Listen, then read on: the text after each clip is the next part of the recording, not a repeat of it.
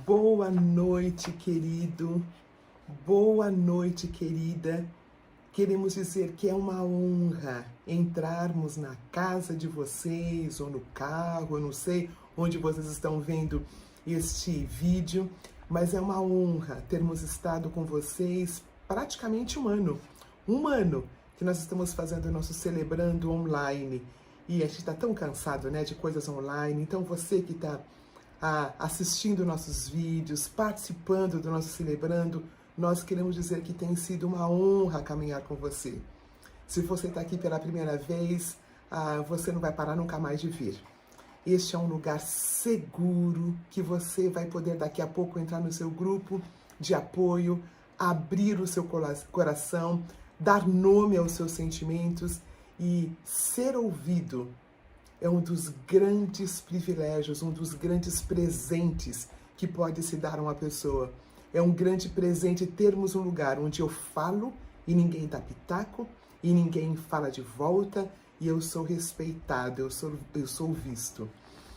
O meu nome é Roseni, eu sou uma filha amada de Deus, e nesse ciclo eu estou trabalhando questões organizacionais e também estou trabalhando questões de confiança. E mais uma vez, quer dizer que é uma honra estar com vocês.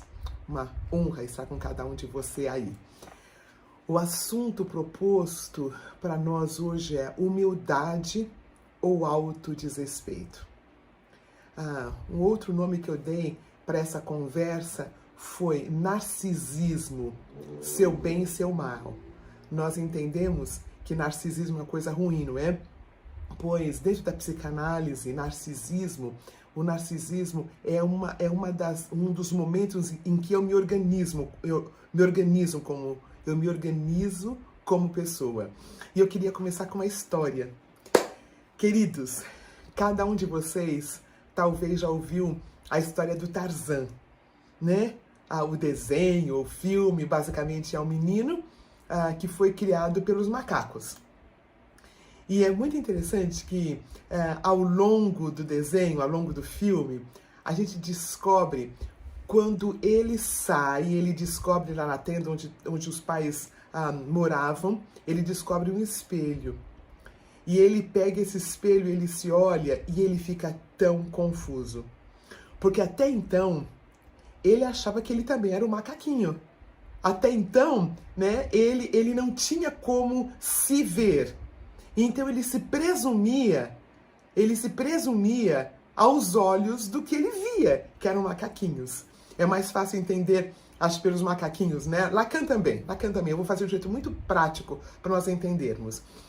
Lacan é um psiquiatra, um psicanalista, que nos anos 30 propôs esses estágios do espelho. Eu quero que nós falemos sobre nossa identidade, mas eu achei que seria muito legal abordarmos desta forma. Ele escreveu na fase dos 1930 e foi o trabalho inaugural dele. E a premissa dele é que nós não nascemos sabendo quem nós somos. Que não é um processo biológico, que eu vou entendendo, eu vou maturando, aí eu sei quem eu sou.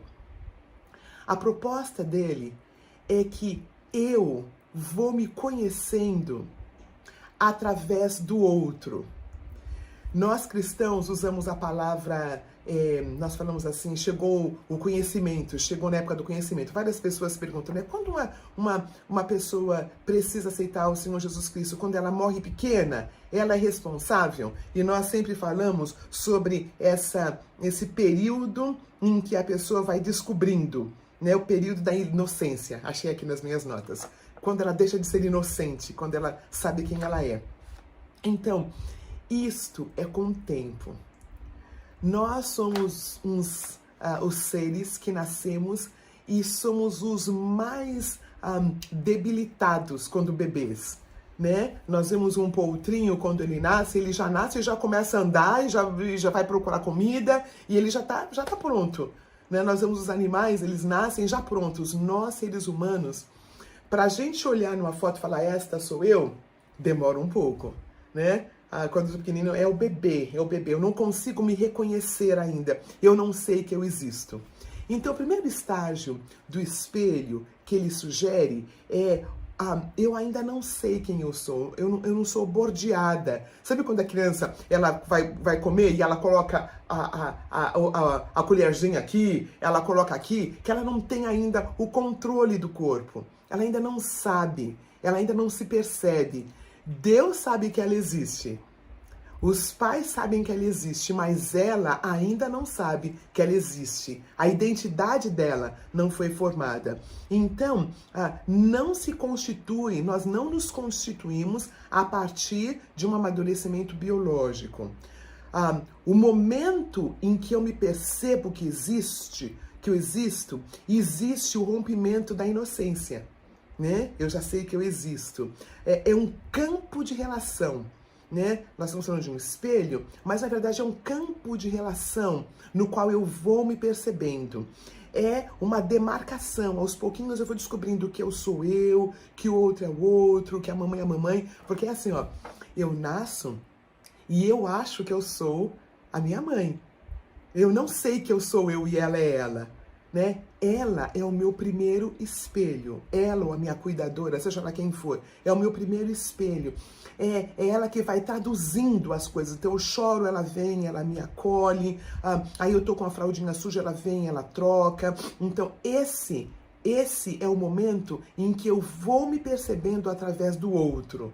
Né? Esse é o momento. Nós chamamos este tempo, nós dizemos que é por volta, esse primeiro período, é por volta de 6 a 11 meses, né? Em que eu não sei quem eu sou, em que eu não tenho ideia do que tem ao redor de mim, eu sou amado, eu sou amada através dessa grande figura desta mãe.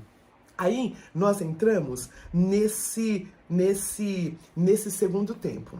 Nesse segundo tempo é quando eu descubro que existe um espelho. Porque nesse primeiro tempo, nesse primeiro estágio, eu nem percebo, eu passo na frente de um espelho, eu nem sei que é espelho, eu não sei o que é o meu chacoalhinho, eu não sei o que é o berço, eu não tenho noção de espaço, de coisas. Nesse segundo tempo, eu já consigo perceber que tem um espelho. Eu consigo perceber que tem alguma coisa nesse espelho, né? O período total dos espelhos é de 6 a 18 meses. Nesse segundo momento, eu já consigo perceber que tem algo do outro lado. E quando eu passo na frente do espelho, eu penso que tem um outro lá, eu não consigo me ver. Né? Eu sei que tem outro lá, mas eu não sei que sou eu. Eu acho isso tão fantástico, queridos. Eu me lembro de um sobrinhozinho, né, muito querido, João Paulinho. Estávamos na casa dele, tem um espelho muito grande na sala de jantar. E eu me lembro, como hoje, quando ele passa, ele olha, aí ele passa de novo, ele olha, e ele ainda não consegue perceber que é ele. Ele sabe que tem um outro ser lá. É muito bonitinho, é muito lindo esse período da criança. E aí tem uma coisa muito bonita que os psicanalistas chamam de um período de transitivismo. Porque é assim, ele tá com outro menininho, com outro coleguinha, e ele dá um soco, ele empurra esse coleguinha, e o coleguinha cai e começa a chorar. Aí ele começa a chorar também. Ele começa a chorar, porque ele não sabe que o outro é o outro. Ele chora e pergunta pra ele, o que você fez? Ele fala nada. Né? E às vezes ele fala assim, ele me empurrou, quando na verdade foi ele que empurrou o outro. Não é mentira, ele realmente não entende que foi ele quem fez. Transitivismo, né? Um período que está muito confuso para ele, quem é o outro, né? Um período muito confuso. Ele se confunde com a imagem do outro. Ele interage com aquilo que surge no espelho. Gente, é igualzinho um gatinho, um cachorrinho. Vocês já viram um cachorrinho passar na frente do espelho? Ele olha assim e ele pensa que é outro? É muito engraçado, né? Esse é o segundo período, o segundo estágio do espelho. Aí eu queria falar do último. O último estágio do espelho é um período que só acontece com o humano. É o período muito lindo. A criança, ela vai adquirindo, porque são estágios, né? Ela vai adquirindo a ideia de que aquele que tá lá é ele. Aí ele olha, ele dá um sorriso, Lacan fala que ele dá um sorriso, tem um gozo, tem uma alegria, mas sabe o que ele faz? Ele olha para o ser humano que está perto dele. E ele precisa que esse ser humano reconheça, que ele reconhece que ele é aquele do espelho. Eu acho isso tão significativo, tão emblemático. O estudo, do começo ao fim, fala que é na tríade, é quando tem uma outra pessoa, que eu começo a entender que eu existo. Eu só existo à medida de que outro me reconheça. Quando eu sou bebê, quando eu sou criança, eu preciso do reconhecimento do outro, eu preciso desse espelho. Eu preciso desse espelho. É uma confusão esse momento que eu não sei muito bem quem eu sou e tal, que eu finalmente descubro. É um momento constitutivo. E é o reconhecimento que vem fora do espelho, né? Eu dou aquele sorriso, eu entendo que aquele sou eu, mas eu logo olho para alguém, para que alguém diga que eu sou esta pessoa, né? Que eu sou aquele do espelho. Queridos, isto é o plano de Deus para o ser humano. Eu não sei quem eu sou, a parte do outro. Não estou falando de codependência. Eu não estou falando de codependência. Por exemplo, aqui eu estou dando a palestra, né? Eu sou a palestrante. Daqui a pouco eu vou jantar com meu marido. Ali eu vou ser esposa. Aí amanhã eu vou atender no consultório. Ali eu sou a analista. Dá para entender que o meu papel ele varia de como a outra pessoa me vê, né? Eu sou esposa, eu sou celebrante, eu sou o líder do celebrando, eu sou a conselheira. Então, eu preciso do outro para me definir. Queridos, um bom exemplo disto é o exemplo do bom samaritano. Depois nós vamos falar um pouquinho, tá bom? Quando entramos na parte da egossintonia. Mas olha, uma pessoa muito estudiosa, o nome dele é Alexandre Simões. Ele foi uma das pessoas que eu pesquisei para o nosso estudo, e ele fala assim: o espelho é tudo aquilo que pode devolver para nós a nossa imagem, que possibilita que eu me reconheça, que me distingua dos outros. Tudo aquilo que me ajuda a eu me perceber pode ser considerado como um espelho. É tudo o que nos apresenta a nós mesmos. É toda a superfície que nos apresenta pode ser um espelho. É algo pelo qual eu me vejo, é algo pelo qual eu me enxergo. É tudo o que nos reconhece é um espelho. Então eu queria falar do Celebrando. Queridos, o Celebrando, o grupo de apoio, o grupo de passos é um espelho, porque eu me vejo através do outro. Quando o outro fala dele, eu estou me vendo, eu estou num grupo de pessoas que lidam com ira, por exemplo. Quando ele fala da ira dele, eu me identifico. Grupos de apoio, grupo de passos, o nosso relacionamento com a nossa madrinha, com vocês homens, com seu padrinho, aquilo é espelho, que me ajuda a me perceber, que me ajuda a saber quem eu sou. Eu não consigo saber quem eu sou no vácuo, né? Deixa eu contar um exemplo para vocês. Eu fiquei muito mais tempo solteira do que casada, né? Então eu me casei com 29 anos a princípio, eu fiquei casada há 3 anos, e aos 32 eu me separei de novo, e fiquei solteira até um tempão. Então, eu descobri uma coisa. Na minha cabeça religiosa, eu pensava, nossa, quando eu sou solteira, eu ando muito mais perto do Senhor. Eu tenho tempo de ler a Bíblia. Eu medito. É uma vida tão mais perto de Deus. Quem sabe Deus não queira que eu fique solteira para ficar mais perto dele? Percebeu a ilusão? É claro que sozinha eu sou mais santa. É claro que sozinha eu peco menos. Porque eu não estou como alguém. Olha, deixa eu falar uma coisa. Tem pessoas que estão sozinhas, estão em relacionamentos, tá?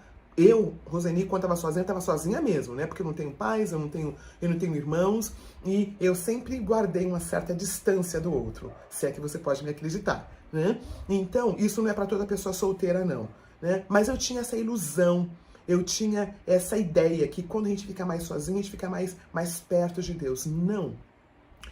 Eu sei onde eu estou em relacionamentos. É em relacionamentos que eu quero que a minha vontade seja feita. É em relacionamentos que eu percebo nesse momento. Deixa eu falar então de novo do espelho para eu poder fazer um outro link com vocês. Esse primeiro momento, que é de 6 a 11 meses, eu sou a extensão da minha mãe, né? Eu não sei que eu sou e ela é. Nós somos juntos, né? E não tem não é diferente, eu e ela somos a mesma pessoa. E nós chamamos esse período de narcisismo primário, porque é Vossa Majestade o bebê. Ele chora, todo mundo vai lá, né? Ele quer alguma coisa, a gente dá logo, né? Porque é ele não sabe que ele existe, né? Ele é uma extensão da mãe e tudo que ele quer, a gente dá. E a mãe, a cuidadora, é que apresenta esse bebê para o mundo, né? Que vai ajudando. Olha a perninha, olha o bracinho, né? O papel da cuidadora, da mãe, é muito lindo nesse processo. Então,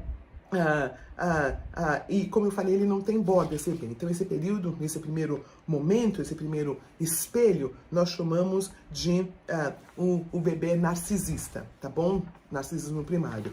O segundo momento, o segundo ritmo, que eu já falei, é quando ele descobre que existe um espelho, ele ainda entende que ele é essa outra pessoa do espelho, ele ainda é fragmentadozinho, ele não entende muito bem. E o terceiro tempo, como já nós falamos, ele percebe que ele está ali no espelho, mas ele precisa de alguém perto para segurá-lo disto. E aí, queridos, um outro espelho sobre o qual eu gostaria de falar é o espelho da palavra de Deus.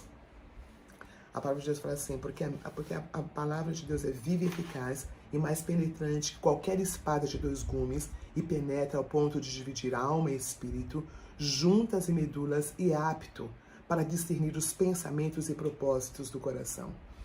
A palavra de Deus é um espelho no qual eu me vejo. E é a palavra encarnada através de relacionamento. Jesus Cristo é a palavra encarnada, ele é o Logos, e ele nos ajuda a nos ver. Aí, o que tudo isso tem a ver com eu saber quem eu sou? E não confundir humildade com autodesrespeito. Queridos, tem tudo a ver.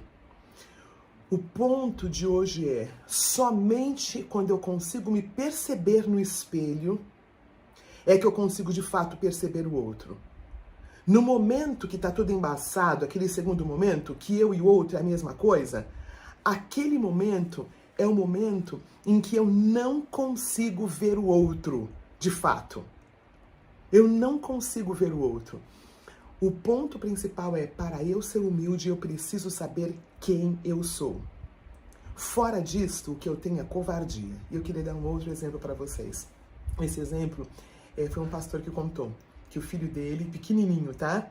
Pequenininho, 4, 5 aninhos, 6 aninhos no máximo, ele chega em casa chorando porque ele apanhou, né? Bateram nele, né? No prédio, morava no prédio. Aí, ele contando pra gente, ele falou assim, então filho, você sabe por que tem pedra? Porque Deus fez pedra? Eu falei, não é possível que esse pastor vai por esse caminho. Mas ele foi. Ele falou, porque tem algumas crianças que elas são grandonas, né? Como ele tinha uns 5 ou 6 aninhos, estava falando de uma criança de 7, 8. A gente joga pedra. A gente joga pedra pra gente não apanhar. Eu falei, mas pastor, de onde saiu isso? E a questão de dar outra face? E ele falou uma coisa que eu nunca vou esquecer. Ele falou, eu quero que o meu filho saiba brigar. Eu quero que o meu filho entenda o valor dele, para que depois ele possa oferecer a outra face. Ele sabe que ele pode ganhar, mas ele pode oferecer a outra face porque ele está fazendo com integridade de quem ele é. E ele não está fazendo porque ele está sendo covarde. Puxa, que lição. Porque realmente, né, uma criança de 5 ou 6 aninhos, que pedra ela vai conseguir jogar no outro, né? Mas eu achei muito interessante, porque eu fui ensinada a não ser inteira. Eu fui ensinada a ser covarde. Muitas vezes era muito mais fácil eu deixar a outra pessoa fazer o que queria e eu falo, não é que eu estou sendo amorosa? Não, não estava sendo amorosa. eu estava sendo desrespeitosa para comigo mesmo. Então, a questão, eu quero usar agora o exemplo do nosso Senhor Jesus Cristo. Nosso Senhor Jesus Cristo tinha o que eu chamo de egossintonia. Egossintonia é quando eu sei quem eu sou. Eu sei quem eu sou. Jesus Cristo, o exemplo de vida dele foi muito claro. Ele sabia quem ele era. Ele abria mão de algumas coisas, mas não por covardia, não por medo. Por exemplo, ele fez o desligamento emocional com os pais dele, né? Uma das pessoas que não se respeita, um grupo de pessoas que não se respeita, é exatamente aqueles que continuam na aba do papai e da mamãe. Às vezes fisicamente, às vezes emocionalmente falando, e mamãe tem que pagar as contas, né? Papai tem que sair correndo para tirá-lo de um sufoco, né? Tô falando de um homem já de 30, 40 anos, às vezes até casado, né? Egossintonia, ele sabia quem ele era. Jesus Cristo fez o desligamento emocional. Outra coisa, ele escolheu os seus discípulos, ele soube receber presente. Eu acho isso fantástico. Lembra-se do perfume que foi dado para Jesus? Um perfume que tinha o valor de 1 ano de trabalho. Vamos imaginar que fosse mil reais o salário, né? Foi um perfume de cerca de 12 mil reais. Jesus soube receber. A pessoa que tem egossintonia, ele sabe receber. Ele não é só aquela pessoa que tem que doar, tem que doar, tem que doar, tem que ser o capacho do outro, tem que ficar esperando o outro, né? Não sabendo quem é. Então, desculpem, eu estou ainda saindo de uma doencinha que eu tive. Então, Jesus Cristo também tem um exemplo, eu queria partilhar com vocês 3 situações em que eu achei muito interessante da vida de Jesus Cristo. Vocês lembram quando ele estava entrando na cidade, né? Domingo de Ramos, que nós fazemos isso. Acho que vai ser o próximo domingo, né? Domingo de Ramos, quando ele estava entrando, acho que é o domingo passado. E ele pede para os discípulos pegarem um burrinho. Vai em tal lugar e pega um burrinho. Eu disse, mas por que Jesus não pegou o burrinho ele mesmo? Ele pediu para os discípulos pegarem. Lembra-se numa outra situação, da última ceia? Que ele fala, olha, vocês vão em tal lugar e vocês preparem a ceia.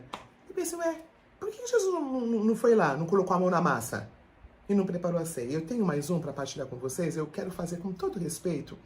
Eu espero que ninguém pegue esse clipe, sabe, depois de que eu vou falar uma coisa que eu não falei. Mas eu queria falar com vocês sobre Jesus no poço. Ele está falando com a mulher samaritana. E é interessante que os outros discípulos foram pegar comida. Eu sempre pensei, por que Jesus não foi pegar comida? Né? E depois ele vinha e falava com a mulher samaritana. Né? Porque eu acho que essa mulher samaritana é muito bonita. Né? Então eu fico imaginando os discípulos, mas Jesus, assim, o senhor vai pegar comida e depois o senhor vem, sabe? Porque a gente quer conversar com ela. A gente também sabe que o senhor é o Messias. Né? Então, consegue perceber que Jesus não tinha dificuldade em ser servido, né? A pessoa que não tem egossintonia, ele não pode ser servido. Ele tem que fazer, ele tem que fazer, ele tem que merecer. Porque ele não sabe quem é. Ele não se viu no espelho ainda. A identidade dele não está consistente, não foi feita. Então ele tem que sempre ficar correndo atrás de um grande outro, né? De um grande pastor, tirar foto com esse grande pastor. Ele tem que ter uma empresa não sei o quê, tem que dirigir o carro não sei o quê.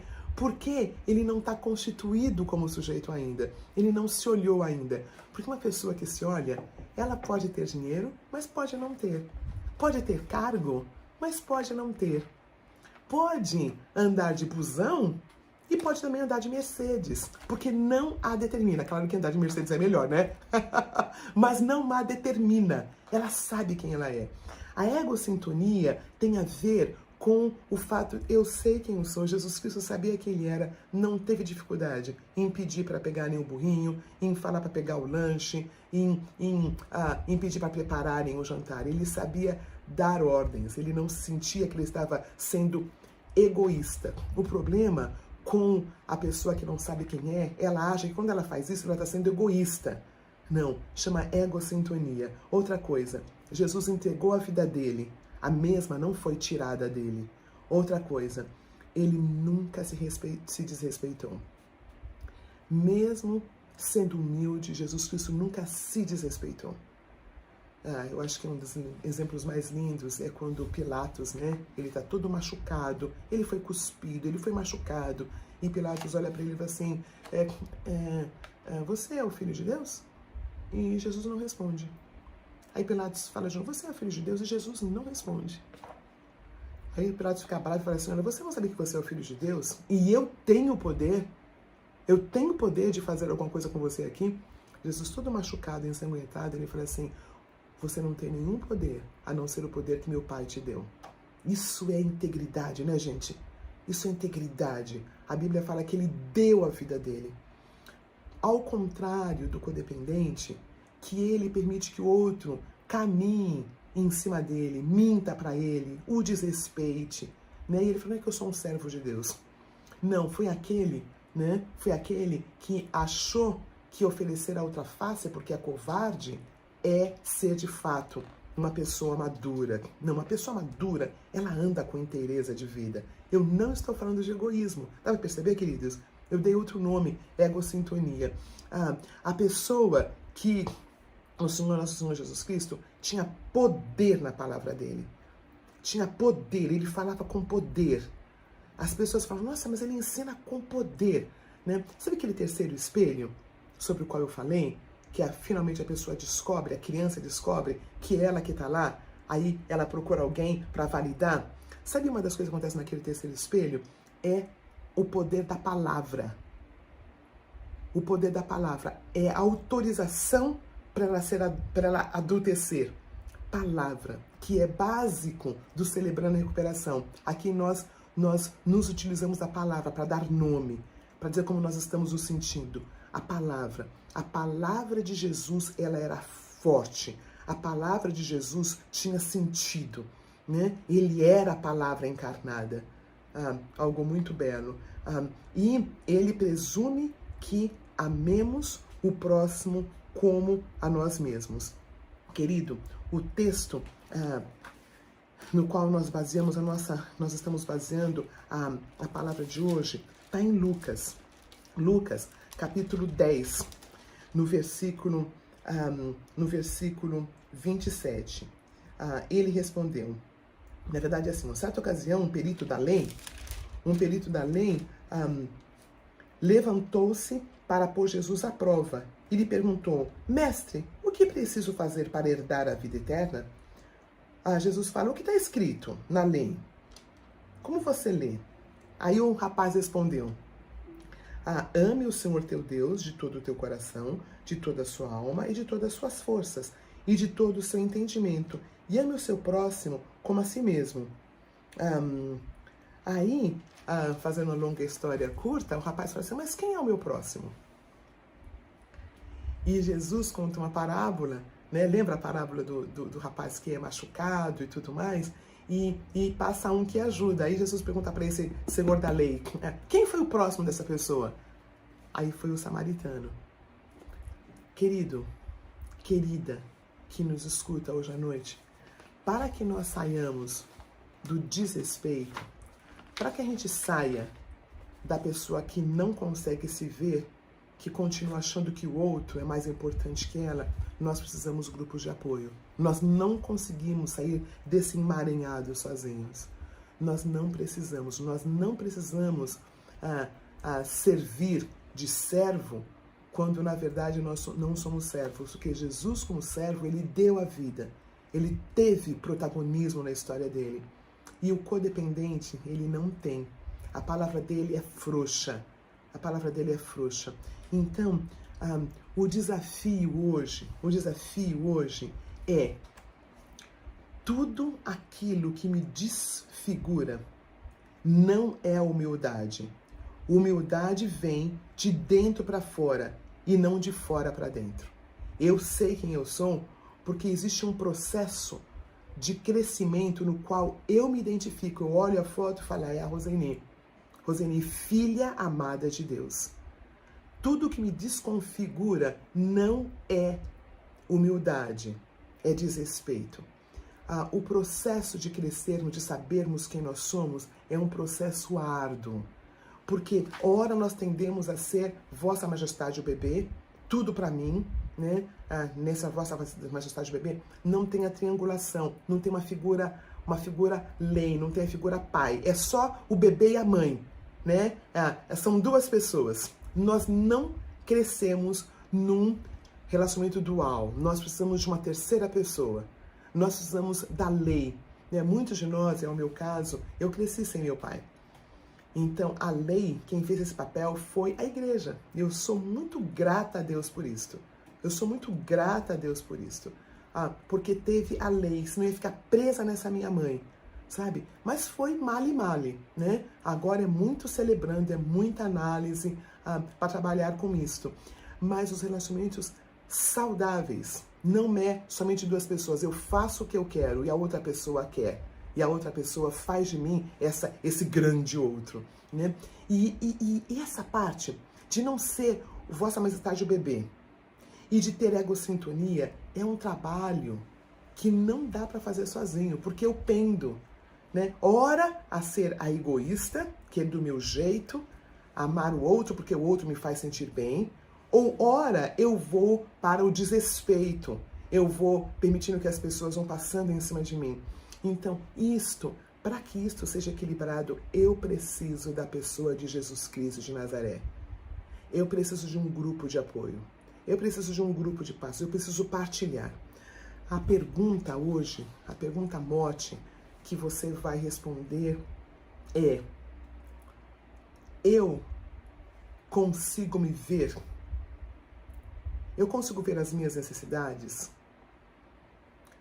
Agora nessa pandemia, você consegue desligar o computador em tal hora e fazer uma outra coisa, um lazer?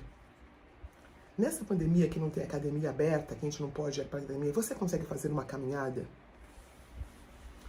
Neste momento em que nossos amigos, muitas pessoas queridas, amigos dos nossos amigos, pais dos nossos amigos estão morrendo, eu consigo viver razoavelmente feliz? Eu consigo ter o protagonismo da minha história mesmo em meio a essa tragédia que está acontecendo? A pergunta hoje no seu grupo é: eu consigo me ver? Eu consigo me priorizar no meio dessa tragédia que está acontecendo? Eu consigo ter a vida abundante? Porque veja, queridos, a vida abundante, ela não depende de pandemia ou de não pandemia. De acordo com a palavra de Deus, eu posso ter uma vida abundante em meio a essa tragédia. Porque a minha vida está baseada em quem Deus diz que eu sou. A morte não pode roubar a minha alegria.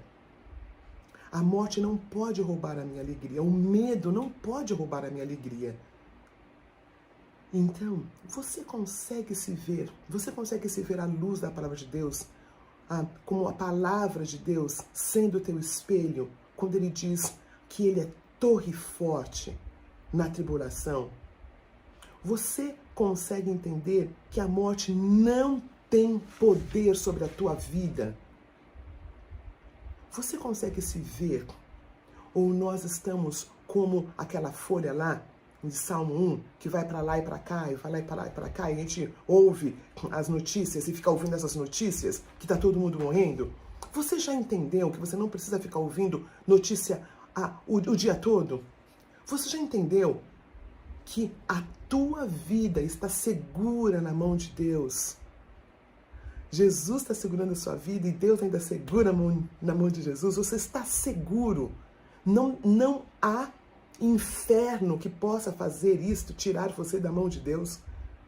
Queridos, nós estamos nos solidarizando, nós estamos tristes pelas pessoas que estão indo, muito tristes. Celebrando o Brasil, nós já perdemos muitos líderes, muitos familiares, mas eu quero assegurar que nós podemos ainda viver a vida que Deus quer que vivamos, ainda em meio à situação, no isolamento social, sem podermos nos reunir, nos abraçar, porque o mesmo Deus da vida presencial é o Deus que nós estamos vivendo agora através da internet, através da maneira como nós podemos.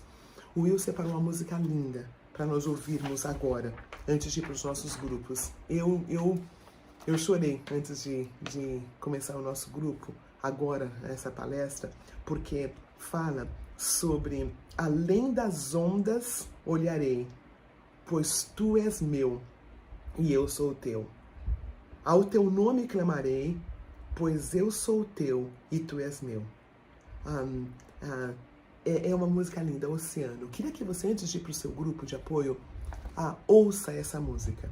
E eu queria também dizer que na semana que vem nós vamos estar começando uma série que vai estar trabalhando com questões específicas da pandemia, questões específicas nós estamos lidando. A Priscila Diakov vai estar com a gente falando sobre novos acordos em meio à pandemia. Acordos são escritos a lápis. Nós temos que fazer vários acordos com a nossa família, com o nosso chefe, com o nosso cônjuge, com os nossos filhos. Nós precisamos fazer vários acordos para que nós tenhamos o mínimo de sanidade. E a Pri vai estar falando um pouquinho sobre isso na semana que vem. Também eu fui alertada a dizer que você que está vendo os nossos vídeos, nós temos vários vídeos durante esse ano, dá um like lá, tá? Eu não sei muito bem porquê, mas é uma coisa boa. Parece que mais pessoas acabam vendo. E a minha oração, querido e querida, essa noite, é que você seja alentado pelo poder do Espírito Santo. Que a graça dele penetre o seu coração. Que você não se perceba sozinho. Você, querido, você, querida, que mora sozinho, que mora sozinha. Que você faça ligação para alguém. Que nós liguemos para alguém. Queria terminar dizendo algo que eu falei na reunião do Celebrando Recuperação no sábado passado. Nós somos alertados que para que o nosso sistema imunológico fortaleça, nós tomamos as nossas vitaminas, nós vamos fazer nosso exercício, mesmo que seja dentro de casa, que nós vamos tomar água, tomar sol, mas nós não somos alertados que uma das coisas que mais fortalece o nosso sistema imunológico é fazer algo para alguém. Eu não estou falando de codependência. Servir alguém, fazer algo para alguém. Isso é certeza, né? É comprovado pelos médicos. Quando eu faço algo, tem um lugar na minha cabeça, no meu cérebro, que ilumina. Algo é produzido no meu corpo. Queridos, querida, querido, sirva. Nesse momento de dor, faça uma ligação. Mande um pão, faça um áudio. Uma das maneiras de nós sairmos desse momento tão difícil e podermos ser úteis, fortalecendo o nosso sistema imunológico, é servindo. Então, resumindo a nossa noite, 3 estágios do espelho. Em que eu não sei quem eu sou, extensão da mãe. O segundo, no qual eu vejo alguém lá no espelho, mas eu não sei quem é. E o terceiro, no quando eu vejo alguém, eu vejo outra pessoa que está no espelho e alguém diz que aquela sou eu. Egosintonia, quando eu consigo ver as minhas necessidades e quando eu posso dar nome a elas. Jesus Cristo, o ser que conseguiu ser completamente humilde, mas tinha egosintonia. E nossa pergunta hoje é, eu consigo me ver, consigo ver as minhas necessidades? E por fim eu falei sobre servir, para fortalecer o nosso sistema imunológico, e também falei que a pandemia não tem poder sobre a minha vida. O Senhor Jesus Cristo é aquele que tem poder sobre a minha vida. E Ele é o espelho, Ele que me mostra quem eu sou. Um beijo muito carinhoso, um beijo muito respeitoso e até a quarta-feira que vem.